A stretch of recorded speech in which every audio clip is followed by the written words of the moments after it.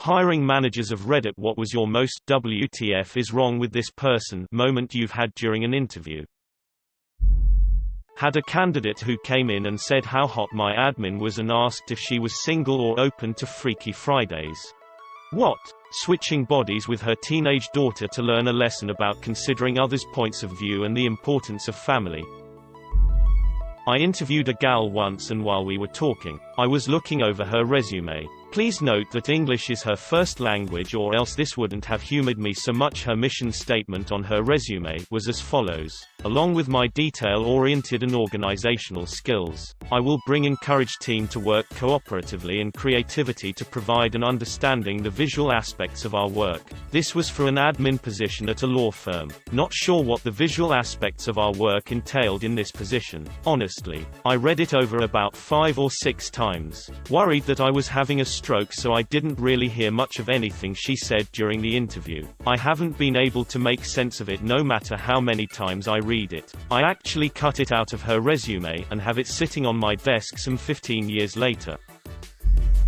This kid, probably 18 to 20, started picking his nose, like knuckle deep, and digging for gold in the middle of his food service job interview. Wrapped that up real quick and didn't hire him. Me: I see you managed a vegetarian restaurant. Interviewee: what? It says here you managed a vegetarian restaurant. Oh, I guess I did write that. Not really though. My girlfriend had an art exhibition, and I organized the sandwiches for the opening. They were vegetarian. This was a candidate that was otherwise pretty impressive seeming, and had been among the favorites for a quite sought after position. The interview had even gone quite well up until this point. Met him later at a party. He had no memory of me. Hiring for a senior dev position. Had a telephone interview and she seemed confident and competent, so I flew her down for an on-site interview. She calls not me but the front desk reception and says she can't drive in a big city and needs a car to pick her up, and she refuses to get the rental car we reserved before Uber, Lyft. Call is transferred to me and I tell her to take the train Atlanta. Marta no, she says. Too scary. I tell her to go to the taxi stand and take that. Nope, afraid of taxis. She wants a corp limo to pick her up and nothing else will do. She is adamant. I put her on hold. Have a chat with my boss who says just send her home. She's too much work if she can't even handle this. I tell her thank you for taking the time to fly down, but not even our own VPs get that treatment, and to go ahead and change your ticket to fly home. Now, she then starts telling me she will take a taxi, etc. I said please don't bother, it will be a waste of everyone's time. Thank you. Goodbye. Not once when setting up her travel plans did she say she needed assistance getting from the airport. It was explained to her she would pick up a rental car at the airport. She was fine with it. No idea WTF she was thinking, but ain't nobody got time for that nonsense. Hiring a business intelligence analyst. There are a variety of ways to get into this profession. I'm open to many of them. Frankly, if you have a good head on your shoulders and know even basic SQL, I can probably work with you, though lately I've had to get more picky as our projects have become more complex. This woman is mid-40s. Boisterous personality and seems like she'd be a good organizational fit. The problem is she keeps lying, but only halfway. Do you know SQL? Oh yes. I have years of experience with it. Great. So take a look at this code. This is the sort of thing we do. What's this? For some reason, though, the most egregious lie that stands out in my head with her was when she commented, when I suggested she not take a particular route to the train station because it was dark and potentially unsafe also. I was headed to the same station and did not wish to commute with her, that she had a black belt and had practiced martial arts for years. Oh, cool. What discipline? I don't remember. When she listed all of her ex-boyfriends that currently worked there, and said she couldn't wait to see the look on their faces when she showed up to work. This was in the first 3 minutes of the interview, so I wasn't even close to offering the job yet. I cut the interview right there and sent her on her way. You didn't invite her back for a second interview by a panel of her ex-boyfriends. How did you resist?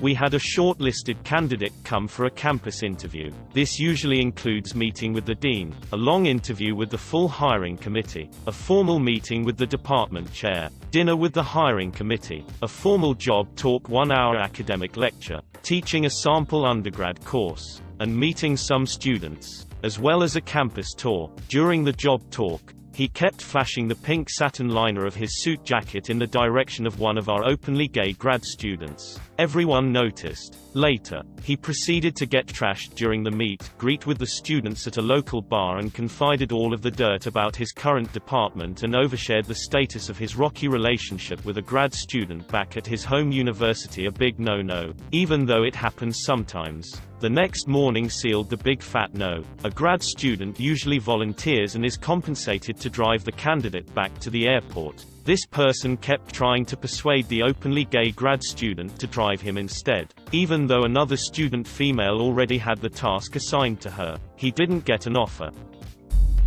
Interviewing mid-level devs for basic server-side role. It's April 1st. Dude walks in wearing an obviously dirty t-shirt and chewing an enormous wad of pink gum. I can see folks smiling as they pass by the office, so I'm sure something's up. Start running the standard batch of questions. Every answer he gives includes multiple F-bombs and other strong language. He's slumped in his seat, chewing loudly, slurping the coffee we provided. I can't bail on the interview, but I'm pretty convinced my coworkers have set me up. I end with the usual, "Do you have any questions for me?"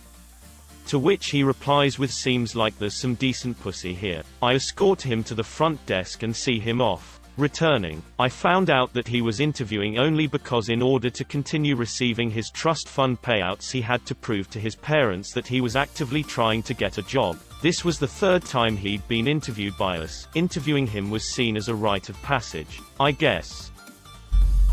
I set up an interview for an acquaintance's nephew with a company looking to hire 30 college students for summer work.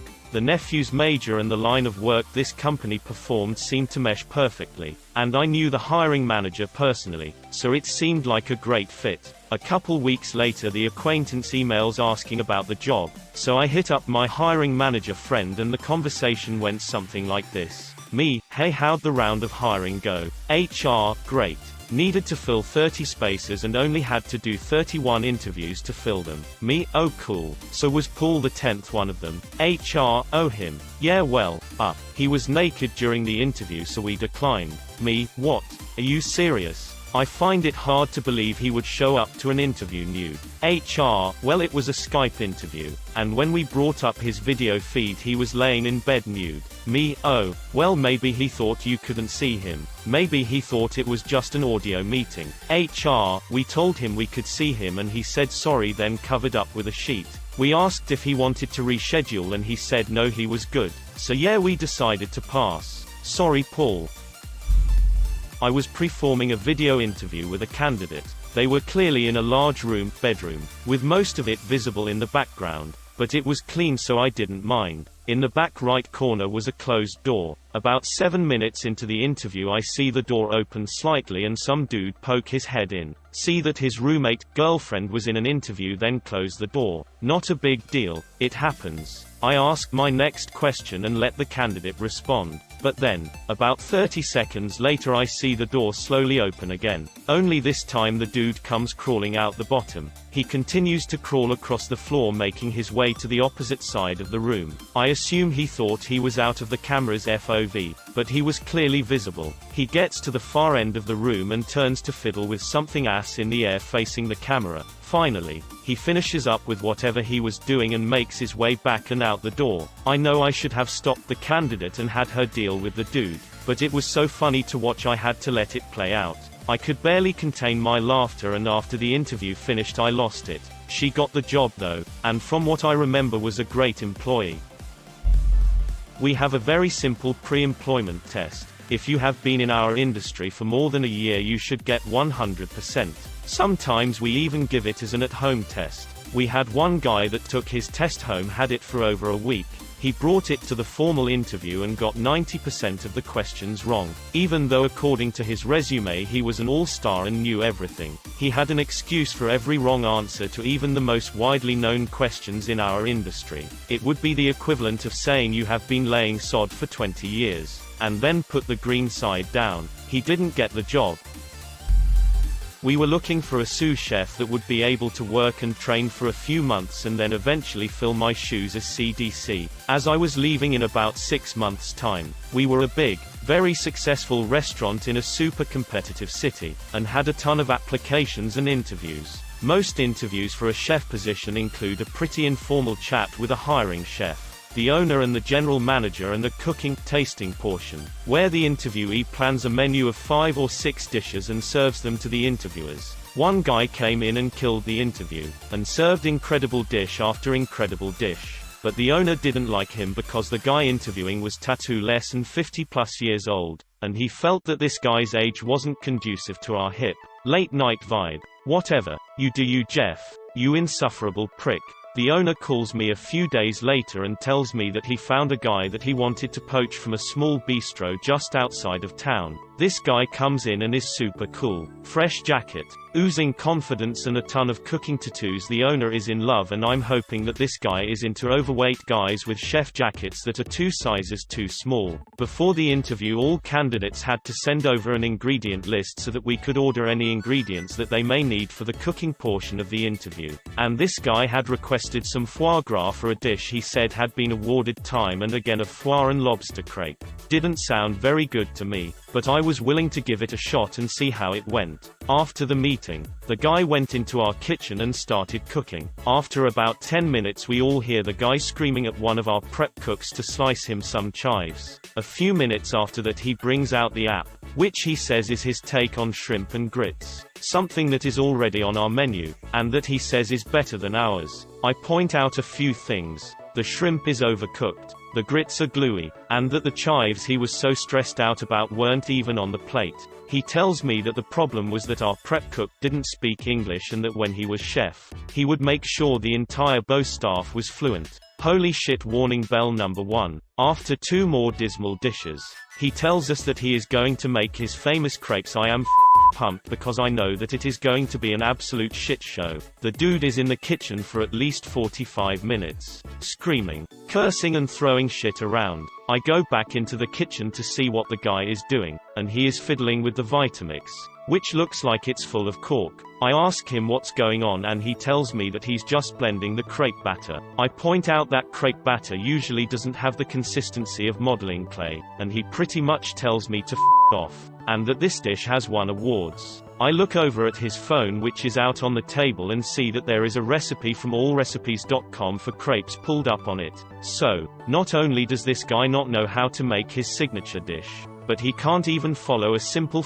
recipe. He brings his dish out, and it's a mess. Burned foie, rubbery lobster, broken bayonnaise, etc. The concept sucked, but the execution was somehow even worse. The crepe itself, though, was a culinary abortion. It was as if someone had given a lump of grey Play-Doh a pap smear. I straight up told him that it was one of the worst things I'd seen produced in a kitchen, and he pushed back saying that it would have been great if my staff had given him the support he needed. Despite my protests, we hired him. The owner thought that he was cool and projected the kind of image we needed. He lasted about a month before I threw his ass out of my kitchen, which the owner never forgave me for. I called the old guy that killed the interview and offered him the job, and he essentially told me to get bent, because he knew he deserved the job in the first place. And he was right. I guess this was technically just after the interview had finished, but I worked at a staffing agency. A guy who had previously been marked as do not hire in our system called up and apparently charmed the administrative assistant, who begged us to give him another interview. So the dude comes in and wants to work at a major company that we did a lot of hiring for. The interview was fine, nothing outstanding one way or the other, but he seemed like he could probably work out. Then, as I'm walking him to the front door, it was good speaking with you. We have a few people that are already working for us who need new job assignments at company, but once we get them taken care of, which will likely be in the next week or so, we'll give you a call. Crazy dude. What? This is ridiculous. I demand a job now. I'm so sick of businesses doing all this picking and choosing. Me, crazy dude, continues to yell angrily about businesses that pick and choose as I'm trying to get him to the door. Me, okay, well, thanks for coming in. Take care. Needless to say, we did not offer him a position. I've had 2 separate cases where people were so confident that they had the job that they botched the interview. On one of these, I wanted to tell the candidate to go out and come back in again, because he was one of 2 very good choices and his arrogance put my team off. They thought the other candidate would be a better fit. I've learned this is really important. I beat out a woman for a position who had literally decades of experience on me because no one got along with her. All of my coworkers went to our boss and asked her to please not hire the other woman because she's so hard to deal with even in small doses. They couldn't imagine having her around every day for 8 hours, and our boss listened, I guess, because here I am.